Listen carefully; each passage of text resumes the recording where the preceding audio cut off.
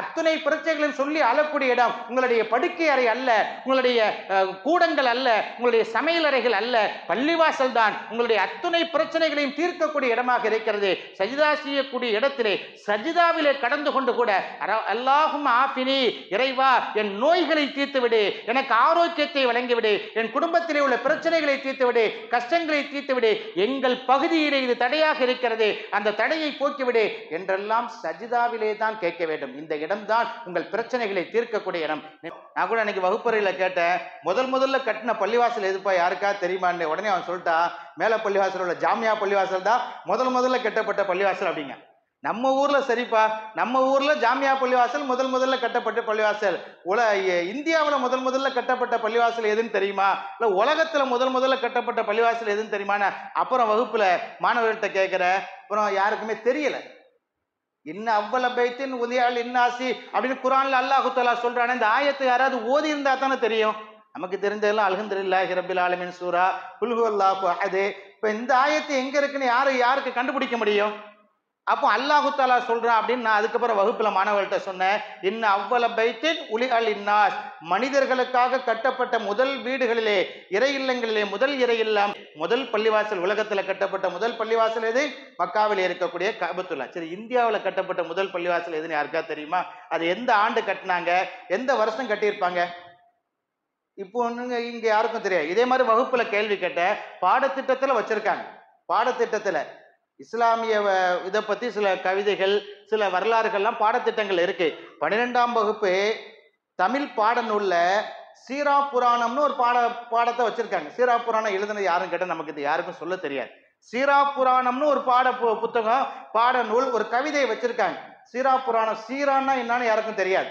சீரா என்று சொன்னால் வரலாறு. பாருங்கள், இதுங்கிற ஆயத்து குர்ஆன்ல வந்துச்சுன்னா நினைத்து பாருங்களேன். நீங்க அதெல்லாம் நினைச்சு பார்க்க மாட்டீங்களா? அந்த கதையை பத்திலாம் உங்களுக்கு தெரியாது அப்படின்னு கேட்கிற மாதிரி குர்ஆன்ல அல்லாஹ், அவர்கள் செங்கலை தூக்கி வைத்து உயர்த்தி கட்டினார்களே, அந்த கட்டிடத்தை கொஞ்சம் நினைச்சு பாருங்களேன். முதல்ல கட்டி எழுப்பப்பட்ட அந்த கட்டிடத்தை பற்றி தான் நீங்கள் நினைத்து பாருங்களேன் என்று அல்லாஹ் தஆலா சொல்றார். ஒரு இருக்கிறது புதுடெல்லியிலே, நியூ டெல்லியிலே அல்லது ஓல்டு டெல்லியிலே நாம் போய் பார்த்தால் அந்த ஷாஜஹான் மன்னனால் கட்டி எழுப்பப்பட்ட அத்துணை நினைவு சின்னங்களும் இன்னைக்கு இந்தியாவினுடைய ஆட்சி அதிகாரங்கள் எந்த இடத்திலே இருந்து போடப்பட்டு கொண்டிருக்கிறதோ அந்த அதிகாரத்தை இத்தனை ஆண்டுகள் நடத்தி கொண்டிருந்தார்களே செங்கோட்டை, அந்த செங்கோட்டையை கட்டி எழுப்பியது மன்னன் ஷாஜஹான் தான்.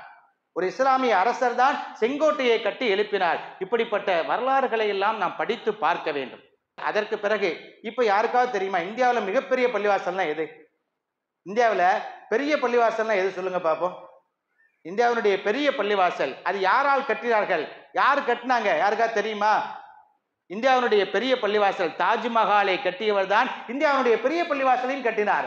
யாருக்குமே தெரியாது இந்த வரலாறுலாம்.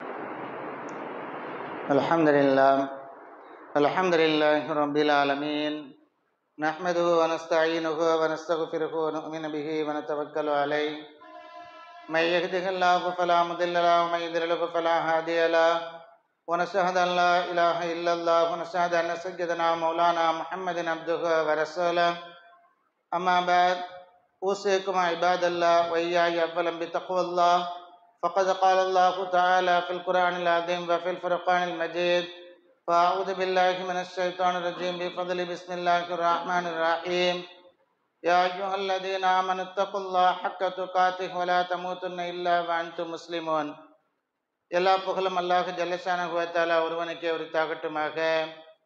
அறிவு கட்டா முடிவுகளையும், முடிவு கட்டா பிரச்சனைகளையும், குதர்க்கமான குழப்பங்களையும் ஒருங்கே அலசி ஆராய்ந்த நன்முடிவு கண்ட நாளிலத்திற்கோர் நாயகமாம் நபிகள் நாயகமாம் நற்குணத்தின் தாயகமாம் நமது தலைவர் முத்து முஹம்மது நபி ரசூலுல்லாஹி ஸல்லல்லாஹு அலைஹி வஸல்லம் அன்னவர்களின் மீதும் அன்னவர்களால் வானில் மின்னுகின்ற நட்சத்திரங்கள், வானத்து தாரகைகள் என்று போற்றப்பட்ட சத்திய சகாபாக்களின் மீதும் தாபியன்கள், தபா தாபியன்கள், நாதாக்கள், வலியுல்லாக்கள், அல்லாஹ்வுடைய நல்லடியார்களாகிய நம் அனைவர்களின் மீதும் அல்லாஹ்வுடைய வற்றா கருணையும் காருண்யமும் அல்லாஹ்வுடைய அன்பும் அருளும் என்றும் எப்பொழுதும் எந்நாளும் நின்று நிலவட்டுமாக. அல்லாஹ்வுடைய அளப்பெரும் கிருபை புனிதமான வெள்ளிக்கிழமை ஜும்மாவுடைய தினத்திலே, புனிதமான இடத்திலே, பள்ளிவாசலிலே, இறை இல்லத்திலே புனிதமான செயலை, இறை வணக்கத்தை நிறைவேற்றுவதற்காக வேண்டி நாம் இங்கே ஒன்று கூடி இருக்கின்றோம். நம் வாழ்நாள் முழுவதும் இறைவனை நின்று வணங்கி மகிழ்ந்து தொழுது வாழக்கூடிய நற்பாக்கியசாலிகளுடைய கூட்டத்தில் நல்லோர்களுடைய பட்டியலில் உங்களையும் என்னையும் நம்முடைய குடும்பத்தார்கள் அனைவரையும் சேர்த்து அருள்பாலிப்பானாக.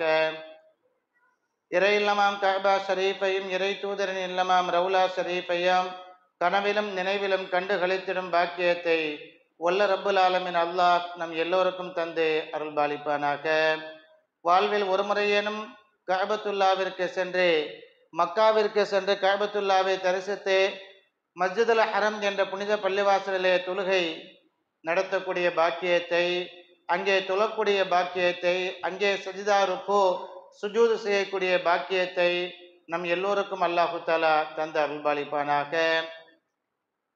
கஅபத்துல்லாவை கண்களால் பார்ப்பது கூட பாக்கியம்தான். கஅபத்துல்லாவிற்கு முன்னால் நின்று கொண்டு கஅபத்துல்லாவை பார்த்து கொண்டே இருப்பதற்கு நமக்கு நன்மைகள் எழுதப்படுகிறது, கூலிகள் எழுதப்படுகிறது என்று நபிகள் நாயகம் ஸல்லல்லாஹு அலைஹி வஸல்லம் சொல்லி காட்டினார்கள். வாழ்விலே 3 விஷயத்தை அது பார்ப்பதற்கு கூட நல்லமல் செய்த நன்மைகள் கிடைக்கும் என்று நபிகள் நாயகம் சொன்னார்கள். அதிலே ஒரு விஷயம் கஅபத்துல்லா.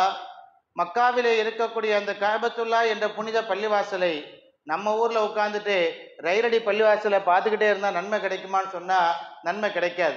இங்கே உட்காந்துக்கிட்டு இந்த பள்ளிவாசலை பார்க்கறதுக்காக நன்மை எழுதப்படாது. ஆனால் மஸ்ஜிதுல் ஹரம் என்ற அந்த புனித பள்ளிவாசலிலே ஹில்டன் டவர் என்ற ஹோட்டலிலே அமர்ந்து கொண்டு கதவை திறந்து வைத்து நம் ரூம் வழியாக அந்த கஅபத்துல்லாவை பார்த்து கொண்டே இருந்தால் நன்மை எழுதப்படும். அங்கே போய் நீங்கள் அமல் செய்யணும் அவசியம் கூட இல்லை. உங்கள் ரூமில் உட்காந்துருக்கீங்க, ஹில்டன் டவர் என்று சொல்லக்கூடிய பெரிய ஹோட்டல் கூட பக்கத்தில் இருக்கலாம். அந்த ஹோட்டலுடைய அறைகளிலே அமர்ந்து கொண்டு ஜன்னல் கதவை சற்று விலக்கி வைத்து கொண்டு திரைச்சீலையை சற்று விலக்கி வைத்து கொண்டு கஅபத்துல்லாவை கண்களால் பார்த்தால் அல்லாஹ்விடத்திலே நன்மை எழுதப்படும் என்று நபிகள் நாயகம் ஸல்லல்லாஹு அலைஹி வஸல்லம் அவர்கள் சொல்லி காட்டினார்கள். இந்த உலகத்துல ஒரு ஆளுக்கு கண்ணியம் கொடுப்பது என்பது மிக குறைவு. அவர்லாம் என்ன பெரிய ஆளா, எல்லாம் பார்த்துக்கலாம், இவர் இல்லாட்டா இன்னொன்று, இது இல்லாட்டா இன்னொன்று அப்படின்னு சொல்லக்கூடிய. ஆனால் சில அது மாமியார் உடைத்தால் பொன்குடம், மருமகள் உடைத்தால் மண் சட்டி என்று சொல்லக்கூடிய அளவிற்குத்தான். யாரை பிடித்திருக்கிறதோ அவர் எங்கே வேண்டுமானாலும் தூக்கி வைத்து பேசுவார். பிடிக்கவில்லை என்று சொன்னால் போ இதெல்லாம் இல்லையா இன்னொன்று பார்த்துக்கலாம் அப்படின்னு சொல்லக்கூடிய ஒரு நிலை சமூகத்திலே உண்டு. ஆனால் மக்காவை அப்படி ஒரு காலமும் பேச முடியாது, ஒரு காலமும் அப்படி பேசவே முடியாது.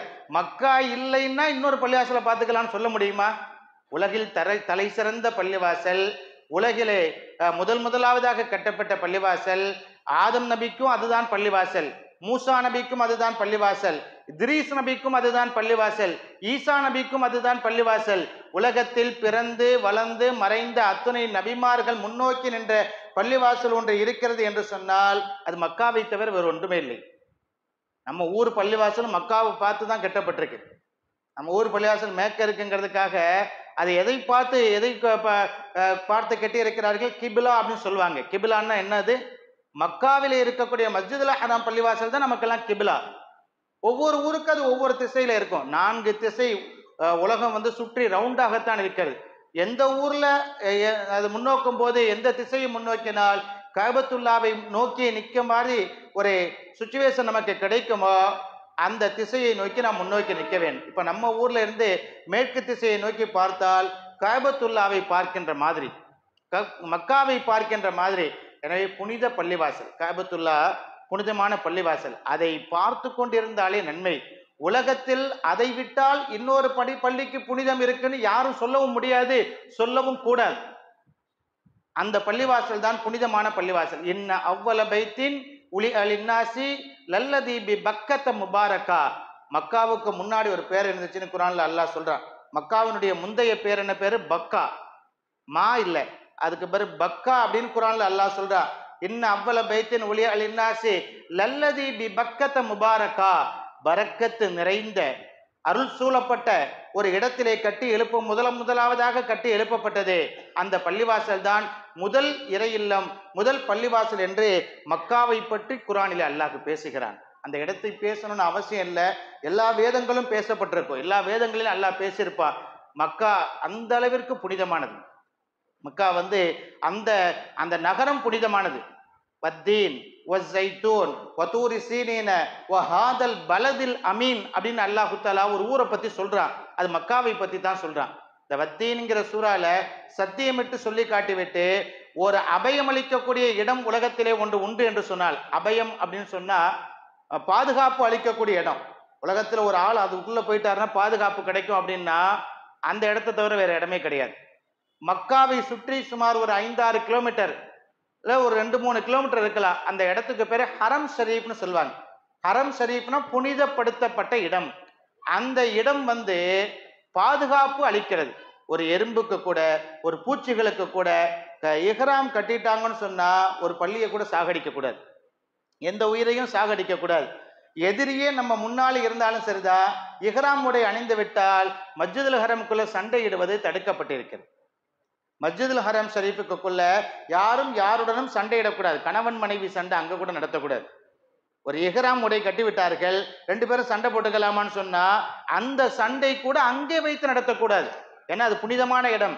கஅபத்துல்லாவிற்குள் நாம் நுழைய போறோம். நாம் உடுத்திருப்பது இஹ்ராம் உடை, கபன் துணிக்கு சமமான இஹ்ராம் உடையை நாம் உடுத்தி இருக்கின்றோம். எனவே அந்த இடம் புனிதமாகிவிட்டது. அந்த அளவிற்கு அபயம் அளிக்கப்பட்ட இடம். தஜ்ஜால்னு ஒருத்தர் வருவான். உலகத்தையே கெடுப்பதற்கு அல்லாஹு தஆலா அவனுக்கு அதிகாரம் வழங்கியிருக்கிறான். உலகத்தில் உள்ள அத்துணை நிலப்பரப்பிற்கும் சென்று மனிதர்களை கெடுப்பதற்கு தஜ்ஜாலுக்கு அல்லாஹு தஆலா அனுமதி கொடுத்த பொழுதிலோ மக்காவிற்குள் நுழைய முடியாது, மதீனாவிற்குள் நுழைய முடியாது. அப்படிப்பட்ட ஒரு பாதுகாப்பான இடம். தஜ்ஜாலுக்கு மக்காவுக்கு ஹராமாக்கப்பட்டிருக்கிறது. மக்காவினுடைய எல்லைக்குள் தஜ்ஜால் நுழைய முடியாது என்று சொல்லக்கூடிய அளவிற்கு ஒரு புனிதமான இடம் இருக்கின்றது என்று சொன்னால் அது மக்கமா நகரிலே உள்ள அந்த மஸ்ஜிதுல் ஹராம் என்ற பள்ளிவாசலை தவிர வேறொன்றுமில்லை. அத்தகைய புனிதமான பள்ளிவாசல் முதல்ல ஆதம் அலைஹிஸ்ஸலாத்து வஸ்ஸலாம் அவர்களே அந்த பள்ளிவாசலை கட்டிட்டாங்க. முதல்ல அந்த பள்ளிவாசலை ஆதம் அலைஹிஸ்ஸலாத்து வஸ்ஸலாம் கட்டி எழுப்பினார்கள். அதற்கு பிறகு வெள்ளப்பிரளயம் நடந்து கொஞ்சம் கொஞ்சமாக உலகத்தினுடைய அழிவு வரும்போதெல்லாம் அந்த இடம் சேதாரம் அடைந்தது. அதன் பிறகு பல்வேறு நபிமார்களால் கட்டப்பட்டு இப்ராஹிம் நபி இறுதியாக அந்த பள்ளிவாசலை கட்டினார்கள். அல்லாஹு தஆலா இப்ராஹிமுல் கவாயித மினல் பைத்தி வ இஸ்மாயில், இப்ராஹிம் அலைஹிஸ்ஸலாத்து வஸ்ஸலாம் அவர்களும் இஸ்மாயில் அவருடைய மகன் அவரும் சேர்ந்து 2 பேரும் சேர்ந்து கட்டி எழுப்பிய ஒரு இறை இல்லத்திற்கு பெயர்தான் மக்காவில் இருக்கக்கூடிய கஅபத்துல்லா ஷரீப். அவங்க 2 பேரும் சேர்ந்து அந்த இறை இல்லத்தை மஸ்ஜிதுல் ஹராமை கட்டி எழுப்பியதாக குர்ஆனிலே அல்லாஹு தஆலா சொல்ல சூரத்துல் பக்ராவில் உள்ள வசனம். இப்ராஹிம் நபியினுடைய வரலாறை குர்ஆன் நெடுகிலும் அல்லாஹு தஆலா பேசுகிறார். அவங்க 2 பேரும் தன் கைகளால் கஅபத்துல்லாவை கட்டினார்கள் என்று சொல்கிறார். எந்த பள்ளிவாசலுக்காவது அப்படி குர்ஆன் சான்று அளித்திருக்கிறதா? மஸ்ஜித் நபவியை ரசூலுல்லாஹ் கைகளால் கட்டினார்கள். சரி, பலஸ்தீனத்தை எத்தனையோ பேர் கட்டினாங்களே, இன்னைக்கு சண்டை போட்டுக்கிட்டு இருக்கிறாங்களே, அங்க இருக்கக்கூடிய புனித பள்ளிவாசல் மஸ்ஜிதுல் அக்ஸாவை யாராவது கட்டினாங்க அப்படின்னு குர்ஆன் பேசுகிறதா? குர்ஆன்ல ஒரு வார்த்தை அப்படி இருக்கா? பலஸ்தீனத்திலே உள்ள மஸ்ஜிதுல் அக்ஸாவை கட்டியவர் இவர் என்று குர்ஆனிலே வார்த்தை கிடையாது.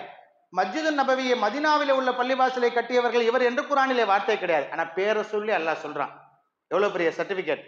நம்மெல்லாம் கல்வெட்டு வைப்போம். ஒரு பள்ளிவாசலை கட்டினோம்னா அங்கே 12/12/1900 அப்படின்னு போய் அந்த மாடியை கட்டினதுக்கு ஒரு கல்வெட்டு வச்சிருக்காங்க. ஒவ்வொரு பள்ளிவாசலுக்கும் ஒவ்வொரு கல்வெட்டு இருக்கும். நான் கூட அன்னைக்கு வகுப்பறையில் கேட்டேன், முதல்ல கட்டின பள்ளிவாசல் எதுப்பா, யாருக்கா தெரியுமான்னு. உடனே அவன் சொல்லிட்டான், மேல பள்ளிவாசல் உள்ள ஜாமியா பள்ளிவாசல் தான் முதல்ல கட்டப்பட்ட பள்ளிவாசல் அப்படிங்க. நம்ம ஊர்ல சரிப்பா, நம்ம ஊர்ல ஜாமியா பள்ளிவாசல் முதல்ல கட்டப்பட்ட பள்ளிவாசல். இந்தியாவில் முதல்ல கட்டப்பட்ட பள்ளிவாசல் எதுன்னு தெரியுமா? இல்ல உலகத்துல முதல்ல கட்டப்பட்ட பள்ளிவாசல் எதுன்னு தெரியுமான்னு அப்புறம் வகுப்புல மாணவர்கள்ட்ட கேட்கிற, அப்புறம் யாருக்குமே தெரியல. அவ்வள பைத்தின் உதயால் இன்னாசி அப்படின்னு குர்ஆன்ல அல்லாஹு தஆலா சொல்றானே, இந்த ஆயத்தை யாராவது ஓதி இருந்தா தானே தெரியும். நமக்கு தெரிஞ்சதெல்லாம் அல்ஹம்துலில்லாஹி ரப்பில் ஆலமீன் சூரா குல் ஹுவல்லாஹு அஹத். இப்ப இந்த ஆயத்து எங்க இருக்குன்னு யாருக்கு கண்டுபிடிக்க முடியும்? அப்போ அல்லாஹு தஆலா சொல்றான் அப்படின்னு நான் அதுக்கப்புறம் வகுப்புல மாணவர்கள்ட்ட சொன்னேன். அவ்வள பைத்தின் உலிஅல் இன்னாஸ், மனிதர்களுக்காக கட்டப்பட்ட முதல் வீடுகளிலே, இறை இல்லங்களிலே முதல் இறை இல்லம் மக்காவில் இருக்கக்கூடிய கஅபத்துல்லா தான் சொன்னேன். தெரிஞ்சுக்கங்க, நீங்களாம் சின்ன பிள்ளைங்களா இருக்கீங்க, நீங்க மௌத்தாவுற வரைக்கும் இந்த கொஸ்டினை மறக்க கூடாது. முதல் பள்ளிவாசல், உலகத்துல கட்டப்பட்ட முதல் பள்ளிவாசல் எது? மக்காவில் இருக்கக்கூடிய கஅபத்துல்லா. சரி, இந்தியாவில் கட்டப்பட்ட முதல் பள்ளிவாசல் எதுன்னு யாருக்கா தெரியுமா? அது எந்த ஆண்டு கட்டினாங்க, எந்த வருஷம் கட்டியிருப்பாங்க? இப்போ இங்க யாருக்கும் தெரியாது. இதே மாதிரி வகுப்புல கேள்வி கேட்ட பாடத்திட்டத்துல வச்சிருக்காங்க. பாடத்திட்டத்துல இஸ்லாமிய இதை பத்தி சில கவிதைகள், சில வரலாறுகள்லாம் பாடத்திட்டங்கள் இருக்கு.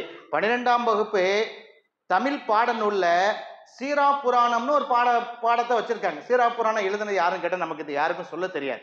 சீரா புராணம்னு ஒரு புத்தகம், பாட நூல், ஒரு கவிதையை வச்சிருக்காங்க. சீரா புராணம், சீரான்னா என்னன்னு யாருக்கும் தெரியாது. சீரா என்று சொன்னால் வரலாறு, புராணம்னாலும் வரலாறு தான்.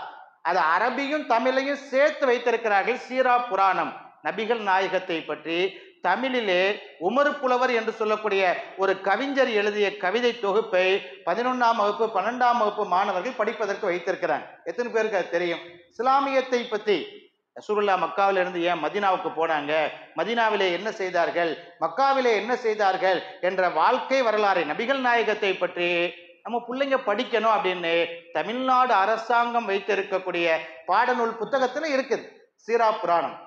நிறைய பேருக்கு தெரியறதே இல்லை. நிறைய பேருக்கு வேற வேற பாடல்கள் தெரியும், பாரதியார் கவிதைகள் தெரியும், பாரதிதாசன் கவிதைகள் தெரியும், திருக்குறள் தெரியும், திருவள்ளுவர் தெரியும், இதெல்லாம் நமக்கு நிறைய பேருக்கு தெரியும். ஆனால் நபிகள் நாயகத்தை பற்றி எழுதப்பட்ட மக்காவினுடைய வரலாறு, மதினாவினுடைய வரலாறை பற்றி சொல்லக்கூடிய கவிதைகள் இருக்குது. இந்த மாதிரி இப்போ முதல் பள்ளிவாசல் எதுன்னு கூட பாடப்புத்தகத்தில் இருக்கு. இந்தியாவில் கட்டப்பட்ட முதல் பள்ளிவாசல் 629வது வருஷம் கட்டியிருக்காங்க. 629 நபிகள் நாயகம் வாழ்ந்த காலத்துல தான் கட்டியிருக்காங்க. 632 தான் நபி மௌத்தாகன. இப்ப 2024, 629 முதல் பள்ளிவாசல் தமிழ்நாட்டில் கட்டப்பட்டிருக்கு. அன்னைக்கு அது தமிழ்நாடு, இந்தியாவில் கட்டப்பட்டிருக்கு முதல் பள்ளிவாசல். எங்கன்னு கேட்டா மலபார் சைடில் இருக்கக்கூடிய கேரளா பகுதியில் இருக்கக்கூடிய மஸ்ஜிதே சேரமான்.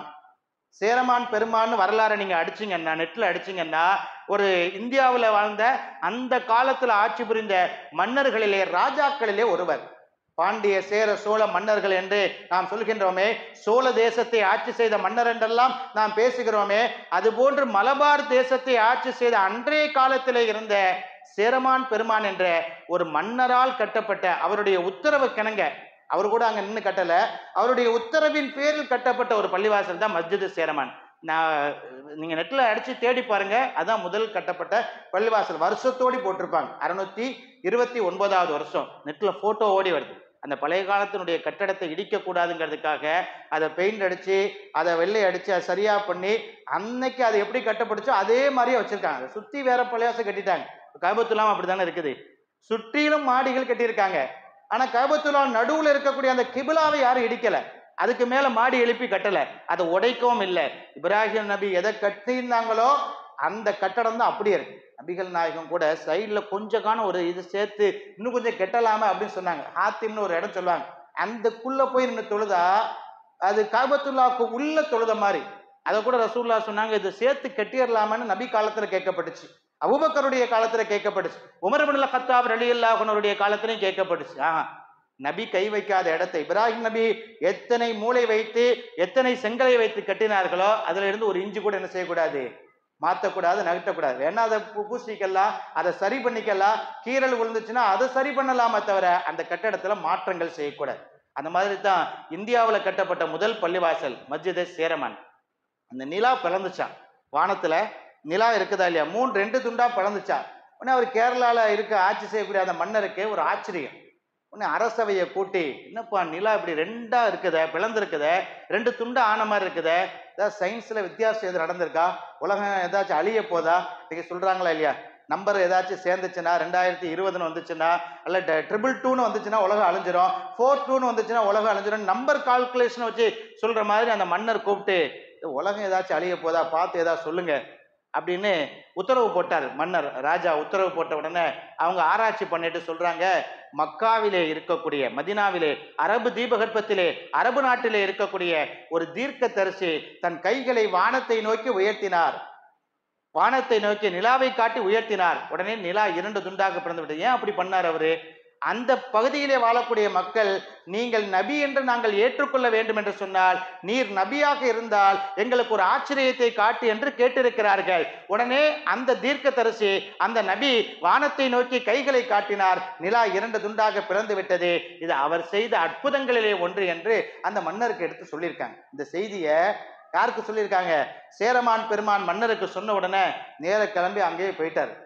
அவரை பார்க்கணுமே, அவரை பார்த்து இஸ்லாத்தை நம்ம ஏற்றுக்கணும், அவர் சொல்லக்கூடிய கருத்துக்கள் என்னன்னு நம்ம தெரிஞ்சுக்கணுமேன்னு அவருடைய வரலாற்றிலே சொல்லப்படுகிறதே. அவர் இஸ்லாத்தை தழுவினார் என்று கூட சொல்லப்படுகிறது. அப்போவே இஸ்லாம் தமிழ்நாட்டுக்கு வந்துருச்சு. இஸ்லாம் எப்போ வந்திருக்கு பாருங்க, தமிழ்நாட்டுக்கு 6ஆம் நூற்றாண்டிலேயே இஸ்லாம் இங்கே வந்திருக்கிறது. ஒரு பள்ளிவாசல் கட்டி எழுப்பப்பட்டிருக்கிறது. அதன் பிறகுதான் திருச்சியில கட்டப்பட்ட பள்ளிவாசல் 2வது நீங்க அதை கூட முதல் பள்ளிவாசல் தான். தமிழ்நாட்டை கால்குலேஷன் பண்ணும்போது இப்போ அது கேரளாவா ஆயிடுச்சு. இப்போ தமிழ்நாட்டை பார்க்கும்போது திருச்சியில் ஒரு பள்ளிவாசல் கல்வெட்டை சொல்றாங்க. அப்பவே 7ஆம் நூற்றாண்டிலேயே ஒரு பள்ளிவாசல் கட்டப்பட்டிருக்கிறது என்று சொல்கிறாங்க.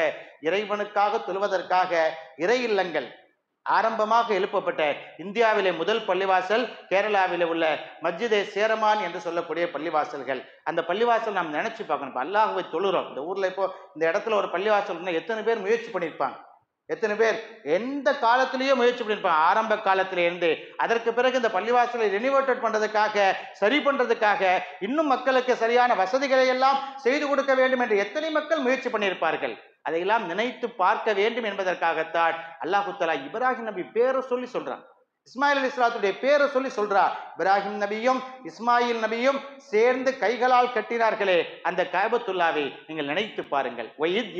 இதுங்கிற ஆயத்து குர்ஆன்ல வந்துச்சுன்னா நினைத்து பாருங்களேன். நீங்க அதெல்லாம் நினைச்சு பார்க்க மாட்டீங்களா? அந்த கதையை பத்திலாம் உங்களுக்கு தெரியாது அப்படின்னு கேட்கிற மாதிரி குர்ஆன்ல அல்லாஹ் அவர்கள் செங்கலை தூக்கி வைத்து உயர்த்தி கட்டினார்களே அந்த கட்டிடத்தை கொஞ்சம் நினைச்சு பாருங்களேன். முதல்ல கட்டி எழுப்பப்பட்ட அந்த கட்டிடத்தை பத்தி தான் நீங்கள் நினைத்து பாருங்களேன் என்று அல்லாஹு தஆலா சொல்றார். ஒரு இடத்தை போட்டாங்க, பிளாட்டை போட்டாங்கன்னா முதல்ல வைக்கிறது கல்லு தான் நடுவாங்க. என்ன, நெல்லு போட்டா விவசாயம், கல்லு போட்டா பிளாட்டு, முடிஞ்சு போச்சு. இப்ப கல்லு போடுறாங்களா இல்லையா? அந்த மாதிரி கல்லு போட்டது தான் ஹஜ்ருல் அஸ்வத் கல். அந்த மாதிரி ஒரு அடையாள கல் தான் சொர்க்கத்திலே இருந்து மலக்குமார்களால் கொண்டு வரப்பட்டு பூமியிலே நடப்பட்ட, பூமியிலே கொண்டு வந்து போடப்பட்ட கல் தான் ஹஜ்ருல் அஸ்வத் கல். அந்த கல் தான் கஅபத்துல்லாஹ்வுடைய அடையாளம். அதான் ஒரு மூலையில இன்னைக்கும் அது இருக்குது.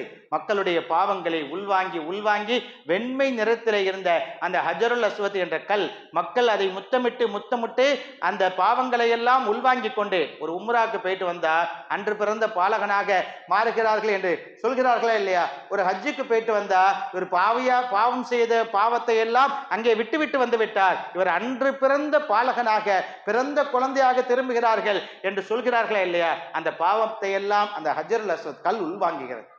அந்த ஹஜ்ருல் அஸ்வத் கல் உள்வாங்குகிறது. அந்த கல்லை அருகாமையிலே போக முடிந்தால் போய் அதை முத்தமிடுங்கள்.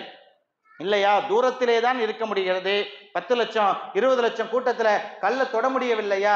நபிகள் நாயகம் சொன்னாங்க, தூரமாக இருந்த அந்த கல்லை பார்த்து அந்த கல்லுடைய பக்கத்திலே உங்களுடைய சுத்தி வரணும். ஹஜ்ஜி என்பதே கஅபத்துல்லாவை சுத்தி வரக்கூடியது தான். ஒரு 7 முறை 8 முறை தவாஃப் என்று சொல்வார்கள். அந்த கல்லுக்கு பக்கத்துல நீங்க வரும்போது கையை காட்டி அந்த கல்லை முத்தமிடுவதாக நினைத்து கொண்டு உங்கள் கைகளுக்கு முத்தமிட்டுக் கொள்ளுங்கள் என்று நபிகள் நாயகம் ஸல்லல்லாஹு அலைஹி வஸல்லம் சொன்னாங்க. உமர் ரலியல்லாஹு ஹஜ்ருல் அஸ்வத் கல்லுக்கு பக்கத்துல போனாங்க. போய் அந்த கிருஹியினுடைய காலகட்டங்களில், ஹஜ் உம்ராவுடைய காலகட்டத்தில் அந்த கல்லை பார்த்து பேசினாங்களாம். கல்லே, ஹஜ்ருல் அஸ்வத் கல்லே, நீ ஒரு கல்லு தான், நீ ஒரு கல்லு தான். உன்னை நான் ஏன் முத்தமிடுகிறேன் தெரியுமா? எங்கள் நபிகள் நாயகம் உன்னை முத்தமிடவில்லை என்று சொன்னால், எங்கள் நபிகள் நாயகம் உன்னை முத்தமிடுமாறு எங்களுக்கு ஆணையிடவில்லை என்று சொன்னால் உன்னை நான் முத்தமிட்டிருக்கவே மாட்டேன், உன்னை தொட்டிருக்கவே மாட்டேன் என்று ஹஜ்ருல் அஸ்வத்தை பற்றி பேசியதாக வரலாற்றிலே, உமர் ரலியல்லாஹுடைய வரலாற்றிலே நாம் பார்க்கின்றோம். இப்படி பள்ளிவாசல்கள் நம்மை புனிதப்படுத்துவதற்காக உருவாக்கப்பட்டது. உலகத்தில் முதல் பள்ளிவாசல் மக்காவில் இருக்கக்கூடிய கஅபத்துல்லா என்ற பள்ளிவாசல். இந்தியாவினுடைய முதல் பள்ளிவாசல் மஸ்ஜிதே சேரமான் என்று சொல்லக்கூடிய கிபி 629 கட்டப்பட்ட ஒரு பள்ளிவாசல். அதற்கு பிறகு இப்ப யாருக்காவது தெரியுமா இந்தியாவில் மிகப்பெரிய பள்ளிவாசல்னா எது? இந்தியாவில் பெரிய பள்ளிவாசல்னா எது சொல்லுங்க பாப்போம். இந்தியாவினுடைய பெரிய பள்ளிவாசல் அது யாரால் கட்டினார்கள்? யார் கட்டினாங்க? யாருக்காவது தெரியுமா? இந்தியாவினுடைய பெரிய பள்ளிவாசல் தாஜ்மஹாலை கட்டியவர் தான் இந்தியாவினுடைய பெரிய பள்ளிவாசலையும் கட்டினார். யாருக்குமே தெரியாது இந்த வரலாறுலாம். ஏதோ ஷாஜஹான்னு சொன்ன உடனே அவர் காதல் ஓவியருங்க, அவர் பெரிய காதல் மன்னன்ங்க அப்படின்லாம் சொன்னதான் நமக்கு தெரியும். ஏன்னா தாஜ்மஹாலை கட்டிட்டாரா இல்லையா, அதனால அவர் காதலர், அவர் ஒரு காதலன் காதலி அப்படி ஞாபகம் தான் வரும். ஷாஜஹான் மன்னன் தான் இந்தியாவினுடைய மிகப்பெரிய பள்ளிவாசலை கட்டி எழுப்பினார். அவர் கட்டிய அந்த தூண்கள் இன்னும் அங்கே இந்தியாவிலே டெல்லியில நிற்குது. அவர் கட்டிய தூண்கள், அவர் கட்டி எழுப்பிய தூண்கள் இன்னும் டெல்லியிலே இருக்கிறது. புது டெல்லியிலே, நியூ டெல்லியிலே அல்லது ஓல்டு டெல்லியிலே நாம் போய் பார்த்தால் அந்த ஷாஜஹான் மன்னனால் கட்டி எழுப்பப்பட்ட அத்துணை நினைவு சின்னங்களும் இன்னைக்கு இந்தியாவினுடைய ஆட்சி அதிகாரங்கள் எந்த இடத்திலே இருந்து போடப்பட்டு கொண்டிருக்கிறதோ அந்த அதிகாரத்தை இத்தனை ஆண்டுகள் நடத்தி கொண்டிருந்தார்களே செங்கோட்டை, அந்த செங்கோட்டையை கட்டி எழுப்பியது மன்னன் ஷாஜஹான் தான். ஒரு இஸ்லாமிய அரசர் தான் செங்கோட்டையை கட்டி எழுப்பினார். இப்படிப்பட்ட வரலாறுகளை எல்லாம் நாம் படித்து பார்க்க வேண்டும். இந்தியாவினுடைய மிகப்பெரிய பள்ளிவாசல் என்று சொல்லக்கூடிய ஜும்மா மசூதி டெல்லியில் இருக்குது. அந்த ஜும்மா மசூதியை கட்டி எழுப்பியது ஷாஜகான் தான். நமக்கு ஷாஜகான் சொன்னா தாஜ்மஹாலை மட்டும்தான் ஞாபகம். அது தாஜ்மஹால் தன் மனைவிக்காக கட்டியது, காதலிக்காக அல்ல. அவர் கல்யாணம் முடிச்சு குழந்தைகள்லாம் பிறந்து தன் ஒய்ஃப் மனைவி மௌத்தாயிட்டாங்க. இன்னைக்கு கணவன் மனைவி பிரியறதுலாம் சாதாரணமா ஆயிடுச்சு. இன்னைக்கு கணவன் மனைவி பிரிகிறதெல்லாம் சாதாரணமா ஆயிடுச்சு. அல்லது பிரிக்கப்படுவதும் சாதாரணமா ஆயிடுச்சு. ஒரு சின்னதை லைட்டா திரியை கொளுத்தி போட்டோம்னா 2 இதாயிரும். யாரோ விவாகரத்து எடுத்தாங்களா, அதுக்கப்புறம் அதே நேரத்தில் இன்னொரு ஆளும் விவாகரத்து பண்ணாங்களா, அப்ப அங்கேயும் முடிச்சிருக்கு போடு பேசுறாங்க. இணையதளங்கள் இன்றைக்கு பேசுவதையெல்லாம் நாம் பார்க்கின்றோம். ஷைத்தான் முதலிலே உலகத்திலே செய்த முதல் சிகிறு சூனியம் எது தெரியுமா? கணவன் மனைவியை பிரிப்பது தான். முதல் சிகர் அவன் செஞ்ச வேலையே என்ன தெரியுமா? ஷைத்தா உலகத்துல முதல்ல செஞ்ச வேலையை கணவன் மனைவியே இல்லாம ஆக்கணும். ஒரு ஒற்றுமைங்கிறது அங்கதானே இருக்கு. 2 பேரும் ஒன்னா இருக்கிறாங்களா இல்லையா? இது எத்தனை வருஷத்துக்கு தான் இவங்க ஒன்னா இருந்துருவாங்க, பாத்துருவோம், பிரிச்சிருவோமே அப்படின்னு பிரிக்கக்கூடிய வேலையை ஷைத்தான் கொண்டாட்டத்திலே உச்சக்கட்டத்திலே இருக்கக்கூடிய முதல் வேலைன்னா குர்ஆனே பேசுகிறது, கணவன் மனைவியை பிரிப்பது தான். அப்போ தாஜ்மஹாலை பத்தி நம்ம வரலாறை படிக்கும் போது அவர் மனைவிக்காக கட்டியது. அவர் மனைவி மௌத்தாயிட்டாங்க. மனைவியின் மேல் இருந்த அந்த நேசத்தின் காரணமாக, அந்த அன்பின் காரணமாக மனைவியை மறக்க முடியாமல், வேற திருமணம் கூட அவர் முடித்தாரா இல்லையா என்று வரலாறுகள் பேசவில்லை. ஆனால் மனைவியின் நேசத்திற்காக கட்டி எழுப்பப்பட்ட பள்ளிவாசல் தான் தாஜ்மஹால். ஒரு பள்ளிவாசல் தோற்றத்திலே அங்கே கட்டி எழுப்பினார். அதற்குள்ள இருக்கக்கூடிய அத்தனையும் குர்ஆன் ஆயத்துகள். மௌத்தாயிட்டா நம்ம குர்ஆனை ஓதக்கூடாதுன்னு சொல்றாங்களே, அந்த மனைவிக்கு கட்டி எழுப்பப்பட்ட அந்த தாஜ்மஹாலை சுத்தி பாருங்க. உலகத்தின் 7 அதிசயங்களிலே ஒரு அதிசயம் தாஜ்மஹால். அந்த தாஜ்மஹாலினுடைய சுவர்கள் ஃபுல்லாம் எழுதப்பட்டிருக்கக்கூடிய வாசகங்கள் என்ன தெரியுமா? குர்ஆன். இன்னைக்கு தான் நம்ம டைல்ஸ்ல வைக்கிறோம். எங்கேயாவது யாராவது ஒரு வீட்டில் வச்சிருந்தாங்கன்னா குர்ஆனுடைய வார்த்தையை டைல்ஸ் வாங்கிட்டு அவர் அந்த காலத்திலேயே ரெட் மார்பிள்ஸ்ல அந்த குர்ஆனுடைய வாசகங்கள்லாம் பொறிக்கப்பட்ட டைல்ஸை வச்சு அங்க பதிவு பண்ணியிருக்காரு. அந்த தாஜ்மஹாலை சுத்தி பார்க்கும் போதெல்லாம் எத்தனை பேருக்கு தெரியும்? நாம் பார்க்க வேண்டும். ஷாஜகான் மன்னனால் தாஜ்மஹாலை யார் கட்டினாரோ அதே மன்னன் தான் இந்தியாவுடைய மிகப்பெரிய பள்ளிவாசலை கட்டி எழுப்பினார். ஜும்மா மசூதி என்று சொல்லக்கூடிய மிகப்பெரிய பள்ளிவாசல். அதையெல்லாம் நினைத்து பார்க்க வேண்டும். நம்முடைய பாவங்களை மன்னிக்கப்படுவதற்கு உலகத்திலே ஒரு இடம் இருக்கிறது என்று சொன்னால், நாம் சொல்லி அழுவதற்கு, நம்முடைய கஷ்டங்களை நஷ்டங்களை நம்முடைய எல்லா விதமான ஹஜாத்துகளையும் சொல்லி அழுவதற்கு ஒரு இடம் இருக்கிறது என்று சொன்னால், பள்ளிவாசலிலே சஜிதா செய்யக்கூடிய இடத்தை தவிர வேறு எதுவுமே இல்லை. சஜிதா செய்யக்கூடிய இடத்தை தவிர வேற எதுவுமே இல்லை. அத்துணை பிரச்சனைகளும் சொல்லி அழக்கூடிய இடம் உங்களுடைய படுக்கை அறை அல்ல, உங்களுடைய கூடங்கள் அல்ல, உங்களுடைய சமையலறைகள் அல்ல, பள்ளிவாசல் தான் உங்களுடைய அத்துணை பிரச்சனைகளையும் தீர்க்கக்கூடிய இடமாக இருக்கிறது. சஜிதா செய்யக்கூடிய இடத்திலே சஜிதாவிலே கடந்து கொண்டு கூட அல்லாஹும் ஆஃபினி, இறைவா என் நோய்களை தீர்த்துவிடு, எனக்கு ஆரோக்கியத்தை வழங்கிவிடு, என் குடும்பத்திலே உள்ள பிரச்சனைகளை தீர்த்துவிடு, கஷ்டங்களை தீர்த்துவிடு, எங்கள் பகுதியிலே இது தடையாக இருக்கிறது, அந்த தடையை போக்கிவிடு என்றெல்லாம் சஜிதாவிலே தான் கேட்க வேண்டும். இந்த இடம்தான் உங்கள் பிரச்சனைகளை தீர்க்கக்கூடிய இடம். எனவே அத்தகைய பள்ளிவாசலை நாம் நினைத்து பார்க்க வேண்டும். அத்தகைய பள்ளிவாசல்களை நாம் நினைத்து பார்க்க வேண்டும். அத்தகைய பள்ளிவாசல்களிலே போய் அடிக்கடி அதோடு தொடர்பில் இருக்கக்கூடிய உண்மை முஸ்லிம்களாக உங்களையும் என்னையும் அல்லாஹு தஆலா ஆக்கி அருள்பாலிப்பானாக. வாஹிரு தஅவானா அல்ஹம்துலில்லாஹி ரப்பில் ஆலமீன். அஸ்ஸலாமு அலைக்கும் வரஹ்மத்துல்லாஹி வபரகாத்துஹு.